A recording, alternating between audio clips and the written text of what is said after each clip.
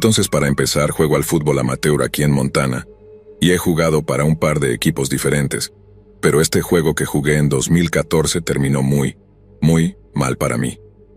Me golpearon muy fuerte, lo cual ya era bastante malo, pero cuando desperté e intenté moverme, lo único que puedo describir como el peor dolor de mi vida subió por mi pierna. Escuché a uno de los chicos cerca de mí decir algo como, «Oh, Dios mío, mira su pierna». Así que supe que debía ser bastante grave, pero lo que no me di cuenta es que era una fractura completa que tardó casi un año en sanar. Mi tibia había salido a través de la piel, lo que significaba que necesitaba ser llevado de urgencia a cirugía, o podría haber perdido la pierna. Luego, una vez que ese proceso terminó, necesité una seria rehabilitación para volver a ponerme de pie. Subí mucho de peso y terminé enganchado a los analgésicos por un tiempo, lo cual fue otro drama aparte. Básicamente me convertí en una persona totalmente diferente en el transcurso de unos 6 o 7 meses. Probablemente estaba en el punto más bajo de mi vida hasta ahora, y sabía que iba a ser un camino difícil volver a jugar fútbol nuevamente. Pero mi primer objetivo era perder el peso y recuperar la fuerza en mis piernas, que necesitaba para formas de entrenamiento más duras. El problema era que me sentía muy avergonzado de volver al gimnasio. Lo que sé que era un problema tonto que estaba completamente en mi cabeza, pero se sentía muy real para mí en ese momento. Así que opté por otro tipo de ejercicio para ponerme en forma, y ese fue el senderismo. Mi lugar de senderismo elegido terminó siendo este sendero en el Bosque Nacional Beaverhead Deer Lodge, que está a unas 49, casi 50 kilómetros al sur de mi ciudad natal, Butte. Conduzco hasta este pequeño pueblo llamado Wise River, aparco mi camioneta cerca de un pequeño y maravilloso salón, cuyo dueño se hizo amigo mío, y luego intento subir al monte Round Top, llegando cada vez más cerca de la cima con cada intento. Entre los kilos que había ganado y mi espinilla débil, al principio era una agonía absoluta. Recuerdo esta vez cuando estaba sentado en un tronco al lado del sendero, tragando Advil y sintiéndome como una completa basura. Miré hacia arriba del sendero, mucho más arriba, y vi esta cabaña de troncos sentada en una cresta, luciendo majestuosa y mirando sobre el valle. Me dije a mí mismo, voy a llegar hasta ti algún día y cuando lo haga voy a beber de mi botella de agua como si fuera champán. Ese se convirtió en mi objetivo durante el verano, llegar hasta esa cabaña en la cresta, ya que para entonces mi pierna estaría de nuevo en forma y estaría de vuelta en mis habituales 86 kilos. Así fui durante casi todo el mes de julio, subiendo al Round Top al menos 2 veces por semana y sintiéndolo un poco más fácil cada vez. Luego, un día, finalmente lo logré. Y mi Dios, ver esa cabaña de cerca vino con una sensación de pura elación.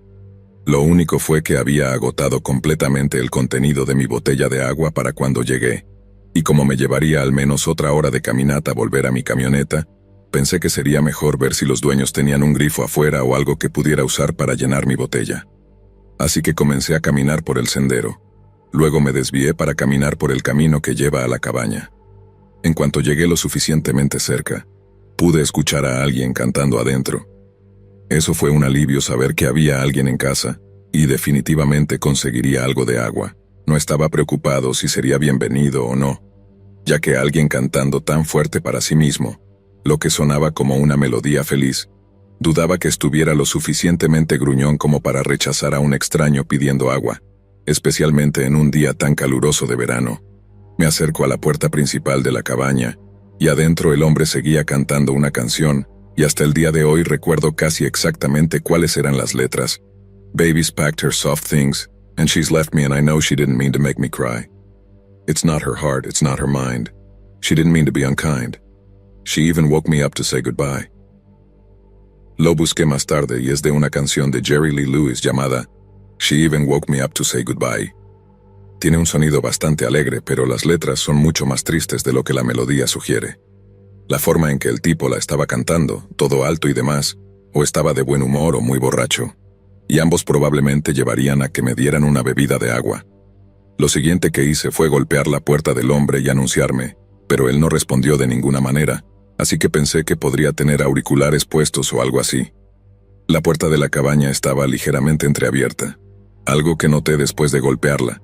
Así que mientras medio rezaba para que no se asustara y me disparara o algo así, Empujé la puerta de la cabaña para mirar adentro y tal vez darle un saludo para hacerle saber que estaba allí. Empujo la puerta y veo que la pequeña cocina y el comedor están vacíos, con el canto viniendo del dormitorio. De alguna manera, el tipo no me había oído, pero eso tenía sentido considerando que todo el lugar apestaba a licor muy fuerte. Pero luego había algo más en el aire, algo que olía casi a metal. Antes de que tuviera la oportunidad de pensar en lo que era, el dueño de la cabaña aparece sin camisa desde el área del dormitorio, llevando una jarra de lo que parecía ser licor casero o alguna otra bebida casera, pero no la estaba bebiendo, la estaba derramando por el suelo por alguna razón, y cuando se encontró con mi mirada tenía una especie de expresión de «oh mierda» en la cara que me puso muy nervioso. Entonces, justo cuando me estaba echando hacia atrás desde la puerta abierta, veo por qué parecía tan asustado de ser molestado. En la esquina de la pequeña habitación, había una mujer sentada desplomada en el suelo con la espalda contra la pared, y encima de ella había una mancha de sangre, como si se hubiera deslizado por la pared después de ser apuñalada o disparada o algo así. Me di la vuelta para correr sin pensarlo realmente, solo sabiendo que quería salir de allí, pero en lugar de correr por donde había venido, lo que habría hecho un blanco fácil si el tipo hubiera sacado un arma o algo así, salí corriendo a través de los árboles al lado de la casa para más cobertura. Ten en cuenta que en este punto no podía correr bien. Mi espinilla seguía doliéndome mucho, así que si hubiera salido corriendo por el camino, el tipo habría podido simplemente alinearme en su mira y dispararme como disparar a peces en un barril. Mis temores se confirmaron cuando escuché un disparo detrás de mí, y de alguna manera eso eliminó el dolor en mi pierna casi al instante. La adrenalina es una droga increíble, resulta ser. Casi me caigo colina abajo un montón de veces y creo que simplemente me deslicé sobre mi trasero la mayor parte del camino, pero finalmente llegué a un punto donde sentí que era lo suficientemente seguro para sacar mi teléfono celular e intentar llamar al 911. Pude decirle a la policía sobre el cuerpo, sobre el disparo que pensé que me dispararon, como el tipo parecía que iba a quemar su lugar, así que mejor que llegaran rápido. Pero no hay una manera rápida de subir una colina empinada como Round Top, y para cuando la policía llegó allí, creo que el lugar estaba completamente en llamas. Creo que ese fue el caso de todos modos, quiero decir. Pude ver el humo desde mi coche cuando regresé a mi camioneta y después de conducir de regreso a casa. Solo obtuve la historia completa cuando la policía vino a hablar conmigo sobre exactamente lo que había visto. Piensan que el tipo había revisado el teléfono de su esposa o algo así, y descubrió que ella lo estaba engañando, luego se enfureció y la disparó. Solo que lo que no vi fue que también había disparado a sus 2 hijos, y los había apilado en la cama antes de rociar el lugar, con lo que la policía también creía que era algún tipo de licor casero. Después de eso, no salió para dispararme a mí. Simplemente salió de su cabaña en llamas y se disparó en la cabeza. Ese fue el disparo que escuché, el que me hizo correr como loco. Esto hizo que fuera un caso muy claro y sencillo desde lo que puedo decir. No mucho que investigar, no muchas preguntas que hacer, solo un montón de locura que es mejor olvidar, supongo. Pero entonces, ¿y si no puedo olvidarlo? ¿Qué pasa si cada vez que miro hacia el sur, hacia las colinas, pienso en cómo estaba cantando para sí mismo después de que ese hombre había quitado la vida a sus propios hijos? Simplemente no entiendo por qué quería hacerlos víctimas de una situación que ya estaba tan jodida para empezar. ¿Cómo puede una persona sentirse tan con derecho a las vidas de sus propios hijos? Como dije, creo que he llegado a la deprimente conclusión de que las cosas buenas son solo pasajeras. Pero entonces, ver algo como lo que vi allá en Round Top, esas cosas malas de las que estaba hablando tienen la costumbre de quedarse contigo por mucho más tiempo del que a cualquiera le gustaría.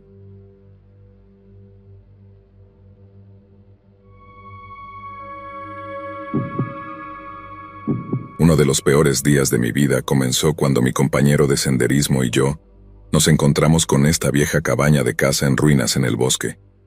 Era tan destartalada que no podíamos imaginar que fuera otra cosa que no estuviera abandonada, así que no vimos ningún problema en explorarla un poco antes de volver al sendero por el que estábamos caminando. Entramos y empezamos a mirar alrededor, solo para darnos cuenta de que no parecía estar abandonada en absoluto. La estufa claramente había sido usada en algún momento del último día, ya que todavía olía a madera quemada y había un par de envoltorios de comida tirados con lo que parecían ser algunos suministros de primeros auxilios abiertos. Alguien definitivamente había estado allí recientemente. Así que, en lugar de continuar con nuestra pequeña aventura de allanamiento, decidimos seguir nuestro camino en lugar de arriesgarnos a hacer enojar al dueño o lo que fuera. Pero entonces escuchamos un ruido muy leve que venía de algún lugar, algo que sonaba mucho a la voz de una persona. Miro a mi amigo como diciendo, ¿escuchaste eso? Entonces ambos nos quedamos muy quietos por un segundo y aguzamos los oídos solo para escuchar un claro «ayúdame» que venía de debajo de nosotros. Esto nos golpeó como una tonelada de ladrillos y empezamos a buscar algún tipo de trampilla o algo, y terminamos encontrando la entrada a un sótano de raíces afuera. Lo abrimos para encontrar a un tipo cubierto de sangre con lo que pensamos que era una herida de bala o de cuchillo en una de sus piernas. Recuerdo haberle preguntado al tipo, ¿qué te pasó? Y su respuesta fue honestamente una de las cosas más inquietantes que he escuchado en mi vida. Solo dijo, tienen que ayudarme, volverá pronto. Jesús, amigo, era como algo salido de una película de terror, como ese momento en que los personajes principales se dan cuenta de que han tropezado con un mundo de problemas. Solo que nosotros éramos los personajes principales, y no era una historia tonta que íbamos a sobrevivir con un final feliz. Era real, y no teníamos idea de qué hacer a continuación. Seguimos preguntando como, ¿quién volverá? ¿Quién hizo esto? Pero el tipo solo seguía suplicando que lo ayudáramos a salir del sótano. Obviamente, eso fue lo primero que hicimos, ya que básicamente respondió nuestras preguntas de la forma en que estaba todo herido, y obviamente asustado de quien fuera que iba a regresar. Lo ayudamos a salir del sótano, le pusimos un brazo sobre cada uno de nuestros hombros, y luego lo ayudamos a cojear por el sendero de vuelta hacia donde habíamos comenzado. Nadie nos alcanzó nunca. La persona que le había disparado o apuñalado nunca apareció detrás de nosotros en el sendero, pero Dios mío, todo el tiempo estaba mirando hacia atrás, esperando ver a algún psicópata con un machete salir corriendo del bosque con la intención de matarnos. Logramos detener una camioneta que pasaba por una de las carreteras principales que atravesaban el parque y el tipo fue lo suficientemente amable como para llevar al herido al hospital, aunque había manchado toda su tapicería con sangre. Resultó que el tipo sobrevivió y que la persona que lo había atacado era su compañero de casa, quien simplemente perdió la cabeza después de algún tipo de discusión. Es una locura que una persona le haga algo así a alguien a quien llamaba amigo, pero supongo que han sucedido cosas más raras. Definitivamente lo más aterrador que me ha pasado mientras estaba de excursión, y mi amigo dice lo mismo.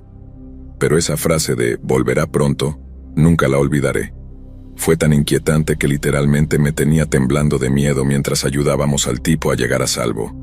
Y a veces me pregunto qué tan cerca estuvimos de recibir el mismo trato, que tal vez si hubiéramos llegado un poco antes o un poco después, el tipo podría haber hecho lo mismo con nosotros solo para mantenernos callados.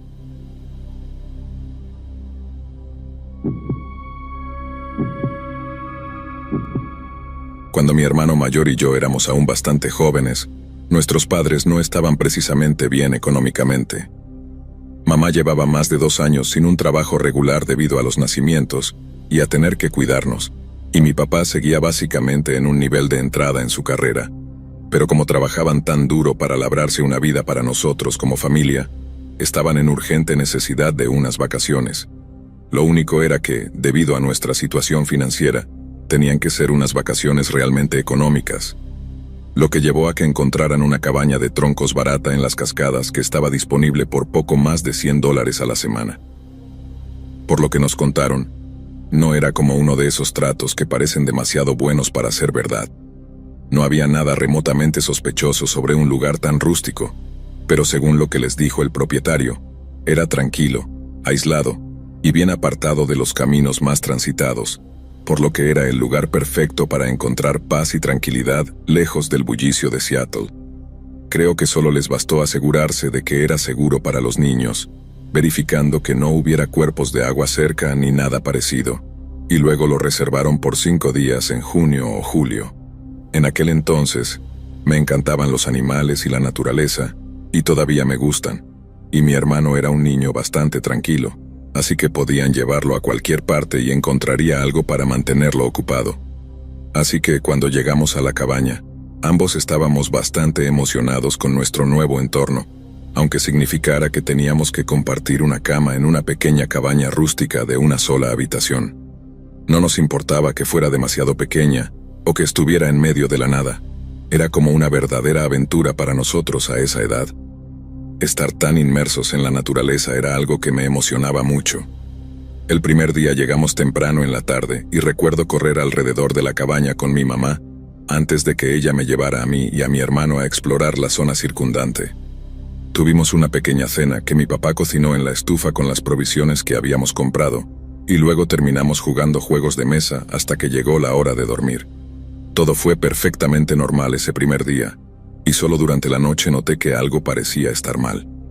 Recuerdo despertarme en medio de la noche y encontrar que mi papá no estaba en la cama, y estaba junto a la pequeña ventana cerca de la puerta principal de la cabaña. Mamá estaba sentada en la cama susurrándole en la penumbra. Mi hermano seguía profundamente dormido mientras yo les preguntaba qué pasaba y por qué papá no estaba en la cama. Recuerdo que ambos saltaron un poco cuando hablé, pero los había sorprendido, así que pensé. Me dijeron que papá no podía dormir, que la cama era demasiado pequeña o algo así, y que estaba dejando que mamá durmiera un poco antes de irse a la cama él mismo. Recuerdo pensar que eso era un poco raro, ya que la cama me parecía lo suficientemente grande, pero a esa edad los niños simplemente aceptan la palabra de sus padres sobre cosas como esa, ¿no? Así que, mientras seguían susurrándose en la oscuridad, lo cual en realidad encontraba muy reconfortante a pesar de que no debería haberlo hecho, simplemente volví a dormirme. A la mañana siguiente, mamá y papá estaban sentados en la pequeña mesa, luciendo preocupados y estresados por algo. Podía notar que algo estaba mal, incluso a esa edad, pero aún estaba emocionado de estar de vacaciones, y definitivamente emocionado de volver al aire libre para intentar avistar algunos animales. Pregunté si podía jugar afuera y mis padres dijeron que estaba bien, siempre y cuando no fuera a ningún lugar desde donde no pudieran verme desde la ventana. Si no podía ver la ventana, había ido demasiado lejos, y eso fue lo que me dijeron. Así que abrí la puerta de la cabaña, salí, y en el borde del porche vi lo que parecía ser una pequeña figurita. Tenía la forma de un hombrecito y, para mí, parecía que había sido tallado en madera o algo así. Recuerdo haberla recogido y jugado con ella un rato, haciendo que el hombrecito corriera por la hierba y saltara sobre troncos y cosas así. Luego, de repente, vi otra figurita sentada en el capó del coche de mamá y papá, así que, naturalmente, corrí a recoger esa también para tener dos hombrecitos con los que jugar. Estaba en medio de mi pequeño juego cuando mi hermano salió. Él es mayor que yo, y en aquel entonces estaba definitivamente más en sintonía con los estados de ánimo de mamá y papá. Me dijo que algo estaba mal con ellos, que parecían preocupados o tristes por algo, lo cual me puso triste también porque se suponía que esas vacaciones eran felices para nosotros, una aventura tal como ellos habían dicho. Recuerdo que me resultó mucho más difícil divertirme después de eso, sabiendo que mamá y papá estaban estresados o lo que fuera, pero aún así le mostré a mi hermano los nuevos juguetes que tenía, y lo invité a jugar conmigo.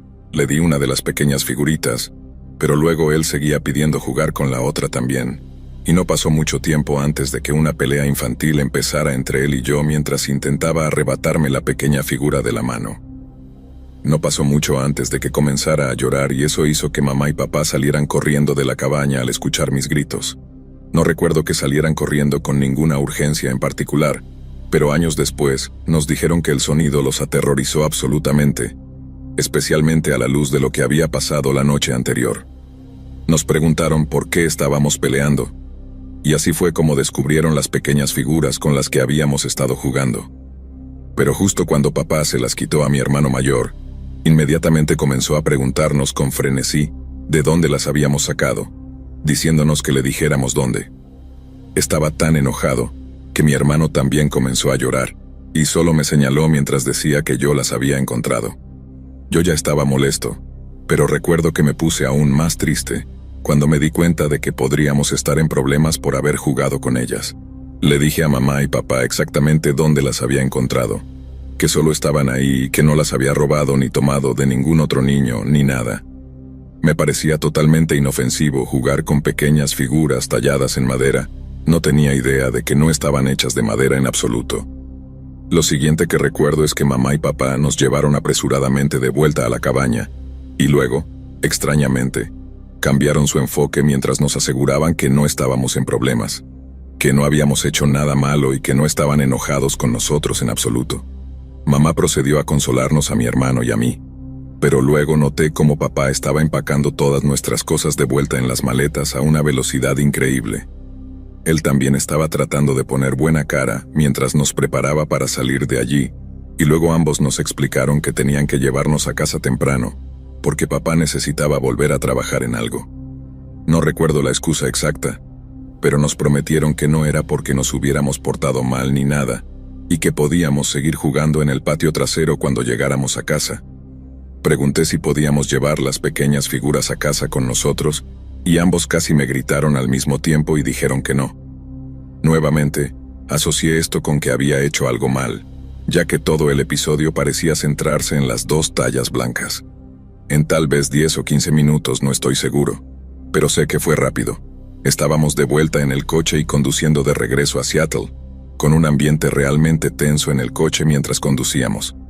Todavía fue bastante tenso durante el resto del día, pero luego, al día siguiente, mamá nos llevó al pequeño patio trasero que teníamos y nos dijo que podíamos tener nuestra propia pequeña sesión de juego en la naturaleza allí mismo.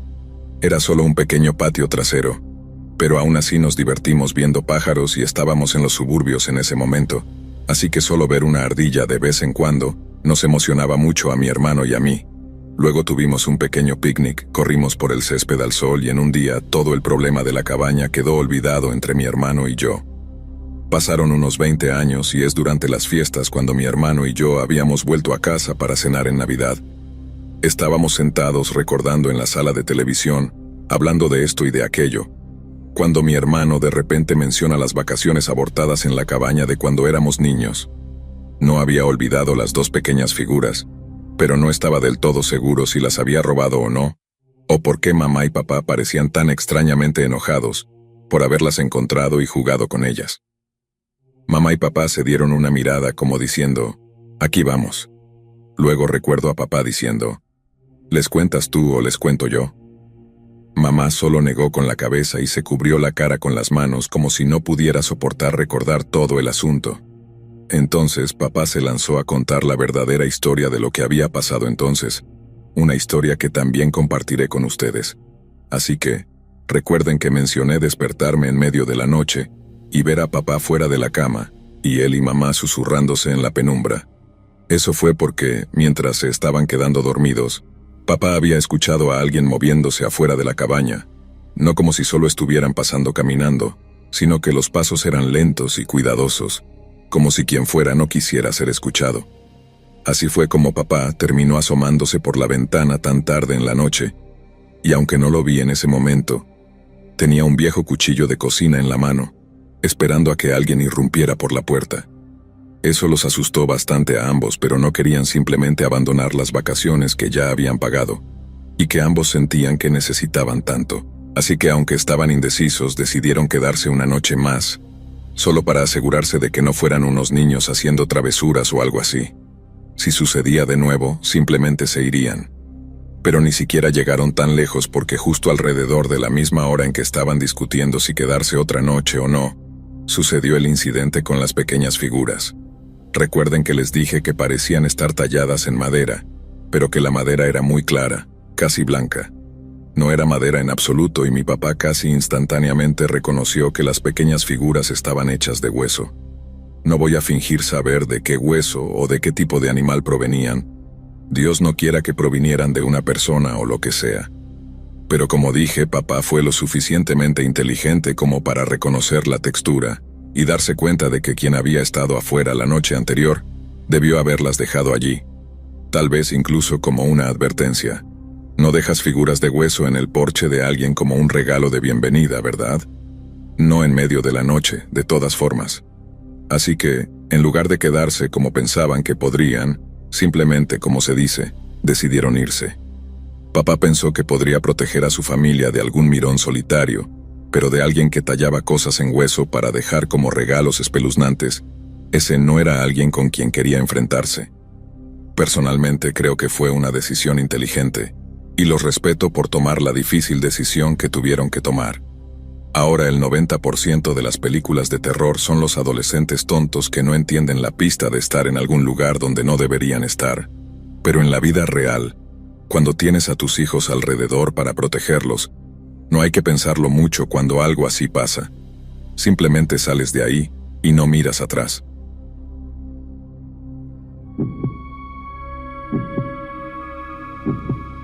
Cada otoño llevo a mi familia a una cabaña en el bosque en Maine. No se dejen engañar por la idea de una cabaña en el bosque. Es una experiencia muy lujosa y, aunque mis hijos pongan los ojos en blanco cuando uso esa palabra, no creo que les gustara tanto el lugar si no fuera por lo elegante que realmente es. Tiene un jacuzzi afuera, una cocina completa y un internet bastante espectacular para estar en una zona rural de Maine. Pero creo que mi parte favorita tiene que ser la acogedora área de televisión con su chimenea y puerta de vidrio corrediza. Las puertas de vidrio dan al oeste, y debido a que la cabaña está construida en un claro en la cima de una suave pendiente, las puestas de sol son absolutamente increíbles. Pagar por un jacuzzi es una cosa, pero ver cómo el sol poniente ilumina las hojas anaranjadas y las hace parecer en llamas, eso es algo que el dinero no puede comprar. Pero por algún horrendo giro del destino, esas puertas corredizas terminaron siendo parte de una de las cosas más aterradoras que he visto con mis propios ojos. Nos protegieron, y al mismo tiempo nos presentaron algo tan horroroso que no creo que jamás pueda sacarlo de mi mente. Y cada vez que visitamos esa lujosa cabaña de troncos en Maine, en algún momento me viene a la mente y me hace estremecerme. Retrocedamos más de 10 años, hasta 2010, cuando mi hija todavía estaba en la escuela secundaria, y mi hijo apenas había dejado los pañales. Mi esposa y yo acabábamos de acostar a mi hijo, y mi hija estaba en su habitación jugando con la consola Nintendo que le habíamos comprado por su cumpleaños. Así que, por primera vez en todo el día, mi esposa y yo estábamos disfrutando de la compañía del otro en la sala de televisión, viendo la puesta de sol y compartiendo una botella de vino. Estábamos simplemente mirando a través de las puertas de vidrio, disfrutando en silencio del hecho de que habíamos superado tanto para estar donde estábamos, cuando de repente un perro apareció en nuestra vista.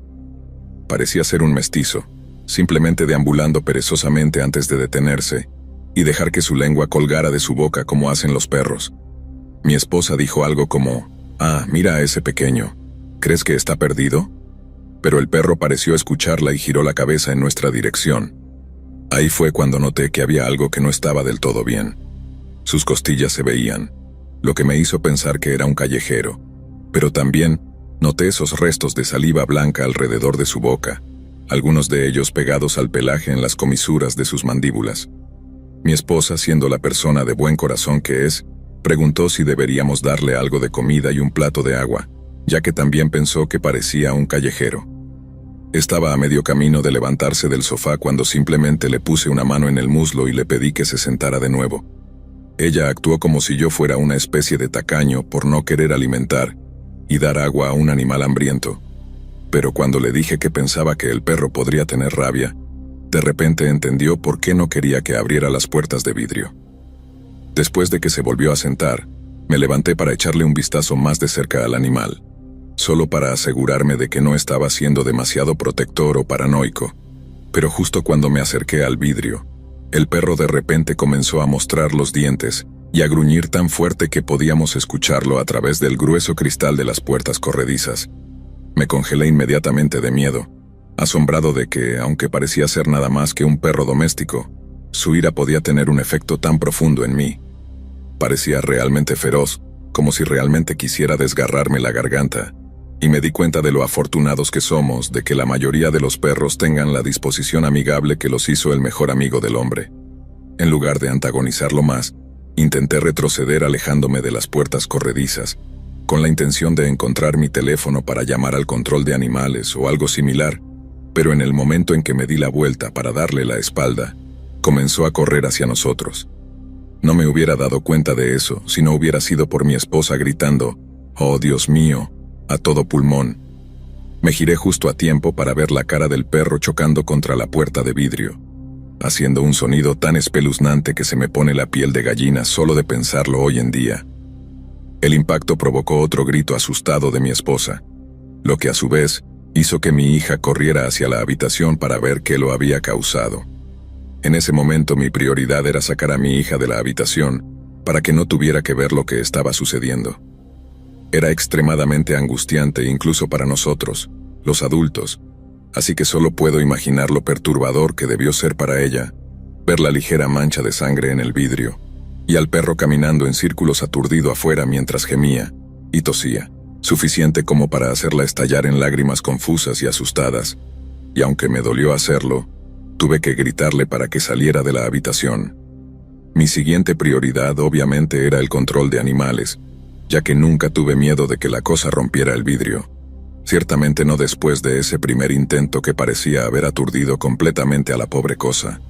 Pero después de eso, mientras marcaba el número de la operadora y le pedía que me conectara con el control de animales local, miré horrorizado cómo el perro intentaba literalmente morder el vidrio para pasar.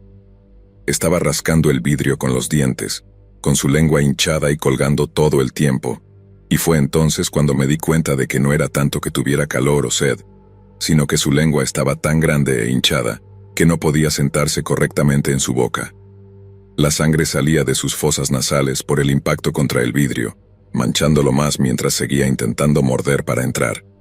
Seguía pareciendo furioso, como si probablemente nos atacaría si lograra pasar, pero al mismo tiempo, de vez en cuando tenía una mirada en los ojos que para mí parecía de desesperación y rompía mi corazón. Era como si estuviera suplicándonos en silencio: «Ayúdenme, por favor, ayúdenme». Pero no había nada que pudiéramos hacer. No soy del tipo que guarda un arma en la casa, y incluso si lo fuera, no estoy seguro de tener el valor de dispararle a un animal así, sin importar cuánto esté sufriendo. Todo lo que pude hacer fue esperar a que el oficial de control de animales nos llamara de vuelta, ya que no contestaba el teléfono de inmediato, y luego decirle exactamente dónde estábamos y en qué condición habíamos visto al perro. No había pasado mucho tiempo antes de que llegara la llamada, pero mi esposa apenas había logrado calmarse en ese tiempo. No puedo decir que yo haya hecho un mejor trabajo, ya que, como dije, todo fue una de las cosas más horripilantes que jamás había presenciado. En los años que siguieron, mi hija se convirtió en una gran fanática del programa de televisión The Walking Dead, y siempre me sorprendió que no hiciera la conexión entre el virus del programa y lo que había visto en la cabaña ese día. Naturalmente tuvimos que explicarle que el perro estaba rabioso, lo peligroso que era esa enfermedad, y cómo debía aprender a reconocer los síntomas en animales para poder alejarse de ellos. Personalmente, me parece fascinante que personas como ella se interesen en un apocalipsis zombie ficticio y hablen de él como si fuera una imposibilidad. Tenemos un virus zombie aquí en la Tierra, realmente existe, algo que puede convertir a los animales y tal vez a las personas en criaturas furiosas y espumantes que pueden transmitir su enfermedad a través de sus mordidas. No tenemos que imaginarlo, no tenemos que inventarlo, es real. Está con nosotros y ese simple hecho me asusta muchísimo.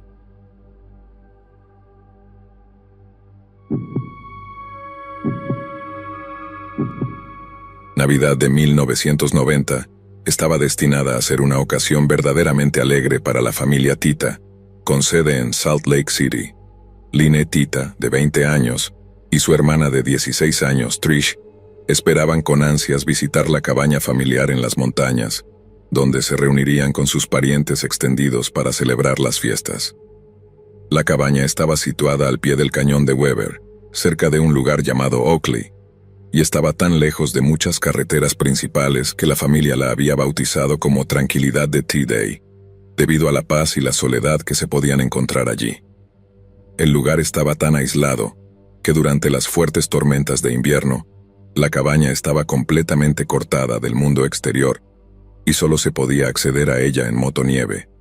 Naturalmente esto la convertía en el lugar perfecto para alejarse del ajetreo de la gran ciudad, pero también dejaba a la familia extremadamente vulnerable a cualquiera con malas intenciones que se cruzara con la cabaña mientras estuvieran allí. Después de convertir la cabaña en un cuadro de perfecta comodidad navideña, la familia se dirigió a Salt Lake City para hacer algunas compras de última hora para las fiestas. Mientras estaban fuera, Dos hombres que habían estado caminando por el desierto nevado se toparon repentinamente con la cabaña y decidieron forzar su entrada. Los hombres se llamaban Von Lester Taylor y Edward Stephen Daly, dos personas en libertad condicional que se habían escapado de su casa de transición una semana antes, la misma casa de transición que se suponía que debían usar como base para buscar trabajo.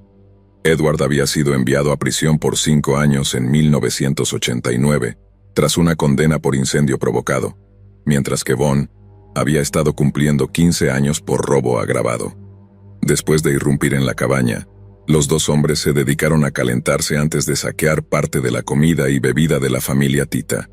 Luego encontraron la videocámara de la familia y se filmaron a sí mismos saqueando la cabaña, llegando incluso a grabarse abriendo los regalos de Navidad de la familia mientras se burlaban de la temporada navideña.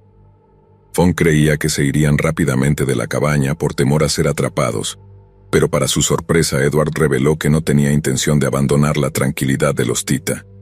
De hecho, planeaba, según sus propias palabras, disparar a algunas personas.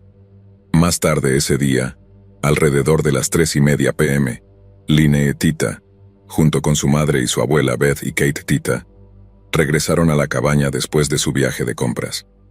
La nieve era lo suficientemente ligera en el suelo como para haber podido conducir hacia y desde Salt Lake City. Por lo que después de estacionar su vehículo, entraron a la acogedora cabaña para calentarse. Pero, en cuanto entraron en la cocina, su pequeño trozo de paraíso invernal se convirtió en nada menos que un infierno puro. Line Tita dijo más tarde que detrás del refrigerador apareció un hombre con el cabello encrespado y un suéter gris, apuntándole con su pistola. Tan pronto como su madre llegó a la cima de las escaleras, desde la parte trasera de la habitación, otro ladrón con gafas de botella de coca gruesas apuntaba con una pistola a su madre. Line también dijo que creía que iban a ser robados, pero cuando su madre comenzó a rezar en voz alta en los momentos posteriores a la emboscada, Von Taylor le dijo que las oraciones no servirían de nada porque él adoraba al diablo y había venido por sus almas. En ese momento, Von apretó el gatillo, ejecutando a Kate antes de dispararle a Beth en la cabeza. Line estaba aterrorizada y traumatizada por lo que había presenciado, pero su horror solo se profundizó cuando se dio cuenta de que su padre y su hermana también llegarían a la cabaña en los próximos minutos. Suplicó a los invasores que se fueran, diciéndoles que podían tomar lo que quisieran, pero ya era demasiado tarde. Von y Edward estaban disfrutando del poder que ahora tenían, perdidos en una neblina de pura sed de sangre, y cuando escucharon a Rolf y Trish Tita llegar al camino de entrada, se deleitaron con el sadismo de tener 2 nuevas víctimas. Emboscaron a los 2 desprevenidos Tita cuando salieron de su vehículo, arrastrándolos a la cabaña a punta de pistola. Mi papá podía ver las lágrimas en mis ojos, dijo Line más tarde, y fue una comunicación no verbal, y supo en ese momento que algo horrible le había pasado a mamá y a la abuela.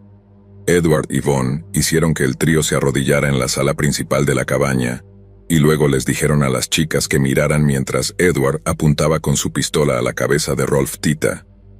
Debió parecer una broma de mal gusto, ya que el primer disparo de Edward falló, un clic seco resonando en la habitación mientras las chicas suplicaban y gritaban por misericordia. Edward despejó la bala de la recámara y luego volvió a apretar el gatillo, pero una vez más la pistola falló y no logró disparar la bala. Era casi como si una intervención divina estuviera en juego, casi como si una deidad misericordiosa hubiera decidido que ya había habido suficiente derramamiento de sangre en la tranquilidad de los Tita. Pero si realmente se estaba enviando algún tipo de mensaje desde el más allá, casi seguro se perdió en los 2 criminales sedientos de sangre. Edward despejó la segunda obstrucción de la recámara, cargó una tercera y última bala en su pistola y disparó.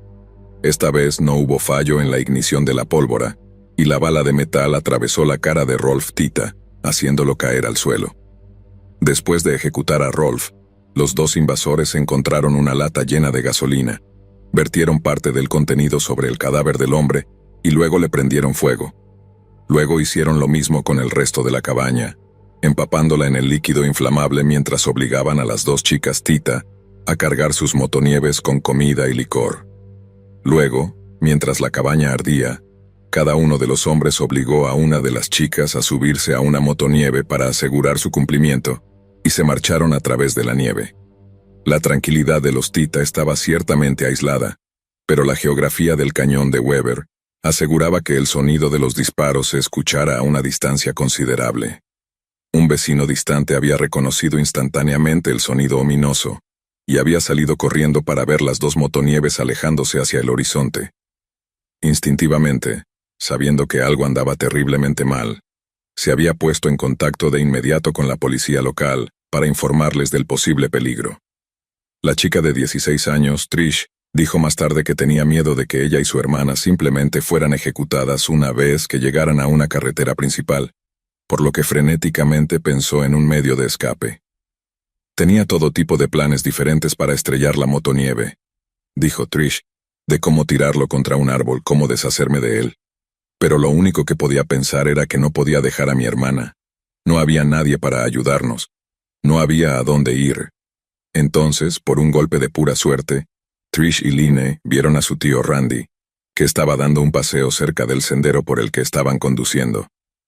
Asumiendo que estaban sacando a algunos amigos a pasear, Randy les hizo una señal con la mano, sin darse cuenta de que en realidad estaba poniendo su propia vida en peligro. Si las chicas hubieran respondido de alguna manera, no hay duda de que Edward o Vaughn habrían abierto fuego contra él.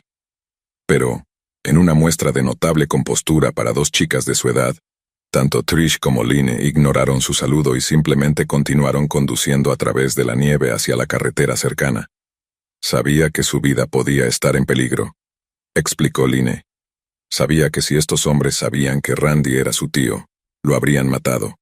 Edward y Vaughn luego obligaron a las chicas a llevarlos a uno de los vehículos de la familia Tita, que casualmente estaba estacionado junto a la carretera a la vista de su tío Randy.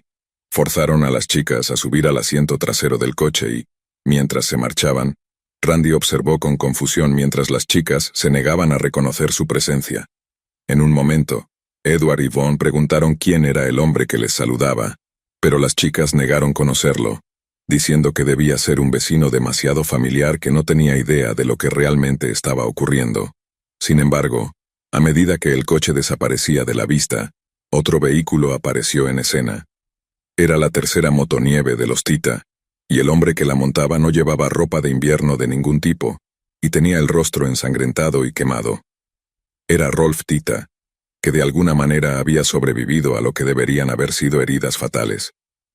El tío Randy habló más tarde del encuentro con una importante cadena de televisión diciendo: la cara de Rolf estaba toda hinchada y cubierta de sangre. Uno de sus ojos estaba hinchado y cerrado y en realidad tenía carámbanos de sangre colgando de su cara. Hacía tanto frío afuera. Estaba en terrible estado. Rolf simplemente miró a su aterrorizado hermano y murmuró las palabras: me han disparado. Han matado a mi esposa y han secuestrado a mis hijas. Resultó que la ropa que Rolf llevaba puesta cuando lo prendieron fuego era completamente ignífuga, y a pesar de la cantidad de gasolina que le habían echado, su traje había ralentizado la propagación de las llamas, de modo que cuando se despertó, pudo quitársela antes de ser completamente envuelto por el fuego. La bala disparada en su cara de alguna manera no dañó su cerebro ni cortó su columna vertebral, por lo que esencialmente el disparo solo lo había dejado inconsciente hasta que el olor del fuego lo despertó. Después de despertarse y encontrar su cabaña en llamas, Rolf saltó a la única motonieve que quedaba y corrió tras sus atacantes en un intento de rescatar a sus dos hijas aterrorizadas. Tras descubrir a su medio hermano moribundo, el tío Randy lo ayudó a subirse al asiento del pasajero de su coche, antes de salir disparado tras el vehículo que contenía a sus sobrinas. A pesar de ser una rareza en 1990, el coche de Randy estaba equipado con un teléfono celular antiguo, y mientras él y su hermano corrían tras los secuestradores de las niñas, hizo una llamada apresurada al departamento del sheriff del condado de Summit. Cuando los agentes del sheriff se unieron a la persecución, se produjo una aterradora persecución a 145 o 150 kilómetros por hora, ya que los policías se centraron en los secuestradores y les ordenaron detenerse. En lugar de rendirse voluntariamente, Vaughn y Edward condujeron de manera tan imprudente que terminaron perdiendo el control de su vehículo y cayendo por un terraplén. Milagrosamente, ni Trish ni Line resultaron heridas en el accidente, y mientras los agentes rodeaban el vehículo, Tanto Edward como Von decidieron entregarse en lugar de arriesgarse a morir en una lluvia de balas de la policía. Con Trish y Line ahora a salvo bajo el cuidado de la policía, Von Taylor, de 25 años, y Edward Daly, de 21, fueron acusados cada uno de 2 cargos de asesinato en primer grado, un cargo de intento de asesinato en primer grado y 2 cargos de secuestro agravado. En su juicio en mayo de 1991, Von Taylor se declaró culpable del cargo de asesinato y fue condenado a muerte solo 2 semanas después. Edward Daly, por otro lado, solo fue condenado por asesinato en segundo grado y recibió una sentencia menor de cadena perpetua. Un gran triunfo para la fiscalía fue el testimonio del propio Rolf Tita. Trish recordó en una entrevista de prensa después de las condenas de los asesinos: "Recuerdo ver la expresión en la cara de Edward cuando entró y vio a mi padre. Era muy evidente para mí que no sabía que mi padre había sobrevivido, y la expresión en su cara fue invaluable, como si hubiera sido derrotado. Mientras Rolf había sobrevivido, fue un momento de pura victoria para nosotras". Una década más tarde, en 2001, Edward Daly escribió una carta a Lina e Tita insistiendo en que ya no era el joven imprudente que había ayudado a asesinar a su madre. Luego, en una increíble muestra de misericordia, Linae ofreció su perdón por sus crímenes, pero añadió que estaba contenta de que pasara la mayor parte de su vida en prisión. En cuanto a Von Taylor, ha perseguido continuamente una serie de apelaciones contra su pena de muerte, argumentando que fue Edward Daly quien cometió los asesinatos y que estaba sorprendido y horrorizado cuando su compañero comenzó a matar. También ha argumentado que su sentencia de muerte debería ser conmutada debido a una aparente deficiencia cerebral y que fue manipulado para participar en el crimen por el más joven y más malévolo de los dos. Sorprendentemente, sus persistentes súplicas finalmente tuvieron éxito y, en el año 2020, la jueza del Tribunal de Distrito de los Estados Unidos, Tina Campbell, anunció que estaba anulando la sentencia de muerte de Taylor porque no se le dio una defensa adecuada de su defensor público. La decisión fue recibida con indignación por los miembros sobrevivientes de la familia Tita, y una masiva campaña pública logró que la decisión fuera revertida el año pasado, cuando un tribunal de apelaciones federal volvió a colocar a Von Taylor en el corredor de la muerte de Utah. La decisión de hoy vuelve a poner a Taylor en el camino hacia la justicia, anunció el asistente del fiscal general del estado, pero lamentablemente no cierra el caso ni permite la ejecución inmediata de Taylor. En el resurgimiento de tal crimen atroz, Trish y Lina y Tita se han negado a permitir que los horrores de esa tarde de diciembre den forma a sus vidas para peor. La familia hizo un punto de memorial poético al reconstruir y restaurar completamente la tranquilidad de los Tita, y se hizo un esfuerzo para crear nuevos recuerdos felices allí, como una forma de exorcizar los malos. Lamentablemente, Rolf Tita falleció de cáncer hace solo unos años, y sus hijas lo elogiaron como nada menos que un héroe para ellas. Sin embargo, esto parece un caso de heroísmo reconociendo heroísmo, ya que si no fuera por las acciones estoicas de las chicas en ese fatídico día, no hay duda de que más personas inocentes habrían muerto a manos de 2 maníacos sedientos de sangre que estaban decididos a arruinar una de las épocas más sagradas del año.